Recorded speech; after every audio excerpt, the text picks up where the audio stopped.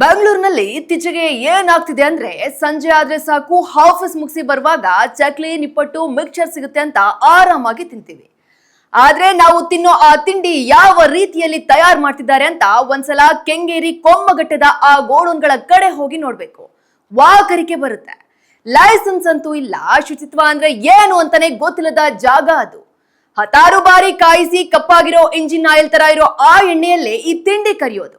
ಇನ್ನು ಆ ಸಂಪ್ ನೀರು, ಆ ನೀರು ಕೊಳೆತ ವಾಸನೆ ಬರ್ತಿದ್ರು ಅದನ್ನೇ ಬಳಸಿ ಹಿಟ್ ಕಲಿಸ್ತಿದ್ದಾರೆ. ಅಕ್ಕಪಕ್ಕ ಯಜ್ಞ ಸತ್ ಬಿದ್ದಿದ್ರು ಆ ಜಾಗದಲ್ಲಿ ಕೆಲಸ ಮಾಡೋರು ಕೇರೆ ಮಾಡ್ತಿಲ್ಲ.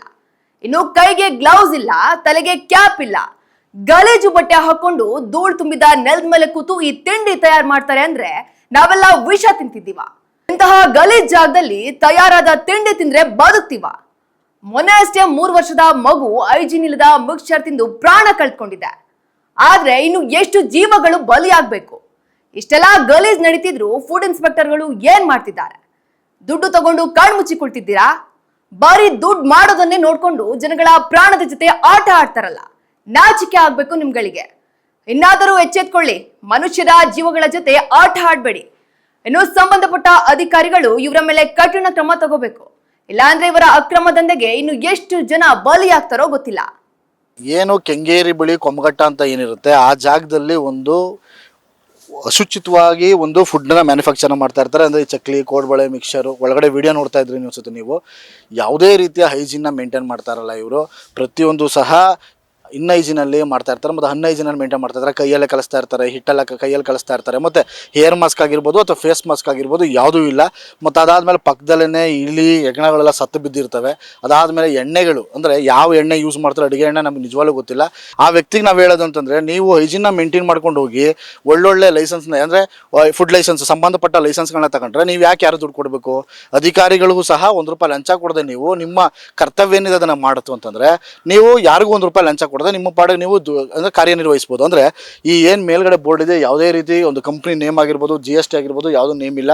ಒಳಗಡೆ ಮ್ಯಾನುಫ್ಯಾಕ್ಚರ್ ಆಗುತ್ತೆ. ಇಲ್ಲಿಂದ ನೂರಾರು ಅಂಗಡಿಗಳಿಗೆ ಹೋಗ್ತವೆ. ಇದನ್ನು ಚಿಕ್ಕ ಮಕ್ಕಳು, ದೊಡ್ಡವರು, ವಯಸ್ಸಾದಂಥ ಪ್ರತಿಯೊಬ್ಬರು ತಿಂತಾರೆ. ಅಂದರೆ ಆರೋಗ್ಯದ ಬಗ್ಗೆ ಗಮನ ಹರಿಸಬೇಕಾದಂತಹ ಅಧಿಕಾರಿಗಳು ಕಣ್ಣು ಮುಚ್ಚಿ ಕುಳಿತಿದ್ದಾರೆ ಅಥವಾ ಫುಡ್ ಇನ್ಸ್ಪೆಕ್ಟರ್ಗಳು ಏನಾದರೂ ಜೊತೆ ಶಾಮೀಲಾಗಿದ್ದಾರೆ ಅನ್ನೋದು ಪ್ರಶ್ನೆ. ಈಗೇನು ನೋಡಿದ್ರೆ ನೀವು ಮಿಕ್ಸರು ಮತ್ತು ಚಕ್ಲಿ, ಕುರ್ಮಾಗಳು ಯಾವುದಾದ್ರು ಈ ಕುರುಪ್ ತಿಂಡಿಗಳು ಅಂತಂದರೆ ಜಂಕ್ ಫುಡ್ಗಳು ತಯಾರಾಗ್ತಾ ಇರ್ತವೆ. ಅದರದ ಇನ್ನೊಂದು ಗೋಡನ್ ಇದೇನೆ.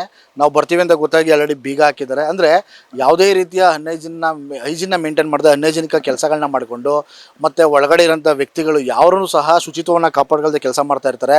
ಇದನ್ನು ಯಾವುದೇ ಪ್ರಶ್ನೆ ಮಾಡೋಕೆ ಹೋಯ್ತು ಅಂತಂದರೆ ಧಮಕಿಗಳನ್ನ ಸಹ ಅದರ ಮಾಲೀಕರು ಆಗ್ತಾರೆ ನಮಗೆ.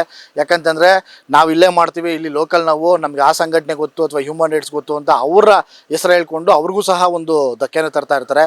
ಅಂದರೆ ನಮ್ಮ ಪ್ರಶ್ನೆ ಏನು ಅಂತಂದರೆ, ಈ ರೀತಿ ಅಕ್ರಮವಾಗಿ ರೆಸಿಡೆನ್ಷಿಯಲ್ ಲೇಔಟ್ಗಳಲ್ಲಿ ಕಮರ್ಷಿಯಲ್ ಆಗಿ ಯೂಸ್ ಮಾಡ್ತಾ ಇರ್ತಾರೆ. ಅಂದರೆ ಈ ಬೆಸ್ಕಾಂ ಅವರು ಹೇಗೆ ಇವರಿಗೆ ಕರೆಂಟ್ನ ಕೊಡ್ತಾರೆ, ರೆಸಿಡೆನ್ಷಿಯಲ್ ಏರಿಯಾ ಅಂತ ಕೊಡ್ತಾರೆ ಅಥವಾ ಕಮರ್ಷಿಯಲ್ ಬಿಲ್ಡಿಂಗ್ ಅಂತ ಕೊಡ್ತಾರೆ ಗೊತ್ತಿಲ್ಲ. ಇದೊಂಥರ ಅಂದರೆ ಏನು ಅಂದರೆ ಇದೊಂಥರ ದೊಡ್ಡ ಸಮಸ್ಯೆ ಅಂತಲೇ ಹೇಳ್ಬೋದು. ಒಂದರಿಂದ ಹುಡುಕ್ತಾ ಹೋಯ್ತು ಅಂದರೆ ಪ್ರತಿಯೊಂದು ಸಹ ಇಲ್ಲಿ ಭ್ರಷ್ಟಾಚಾರ ಕಾಣಿಸುತ್ತೆ. ಯಾಕಂದರೆ ಮನುಷ್ಯ ತಿನ್ನೋಂಥ ಆರೋಗ್ಯಕ್ಕೆ ಇವರು ವಿಷಪೂರಿತ ಆಹಾರವನ್ನು ಕೊಡ್ತಾರೆ. ಮತ್ತು ಈ ದೊಡ್ಡ ಗೋಡನು ಇಲ್ಲಿಂದ ಸರಿಸುಮಾರು ಕೆಂಗೇರಿ ಸುತ್ತಮುತ್ತ, ಕೆಂಗೇರಿ RR ನಗರ ಮತ್ತು ಬೆಂಗಳೂರು ನಾಯಂಡಹಳ್ಳಿ ಸುತ್ತಮುತ್ತ ಇಲ್ಲಿಂದ ಆ ಪ್ರಾಡಕ್ಟ್ಗಳು ಇಲ್ಲಿಂದ ಸಾಕ್ತವೆ. ಅಂದರೆ ಅಲ್ಲಿ ಮ್ಯಾನುಫ್ಯಾಕ್ಚರ್ ಮಾಡಿಕೊಂಡು ಇಲ್ಲಿಗೆ ಬರ್ತಾರೆ, ಇಲ್ಲಿಂದ ಎಲ್ಲ ಕಡೆ ಡಿಸ್ಟ್ರಿಬ್ಯೂಟ್ ಮಾಡ್ತಾರೆ. ಅಂದರೆ ನೋಡ್ಬೋದು ಈ ಹೊಸ ಲೇಔಟ್ ಇದು. ಈ ಲೇಔಟು ಯಾರಿಗೂ ಗೊತ್ತೇ ಆಗಲ್ಲ, ಆ ರೀತಿ ರಹಸ್ಯವಾಗಿ ಮಾಡ್ಕೊಂಡಿರ್ತಾರೆ ಲೇಔಟ್ನ ಇವರು. ಇಲ್ಲಿ ಒಂದು ಇಲ್ಲಾಂದ್ರೆ ಒಂದು 10ರಿಂದ 20 ಜನ ಕೆಲಸ ಮಾಡ್ತಾರೆ ಅಂತ ಅನುಮಾನ ಇದೆ. ನಾವು ಬರ್ತೀವಿ ಅಂತ ಗೊತ್ತಾಗಿ ಇಲ್ಲಿ ಬೀಗ ಸಹ ಹಾಕಿರ್ತಾರೆ ಇಲ್ಲಿ.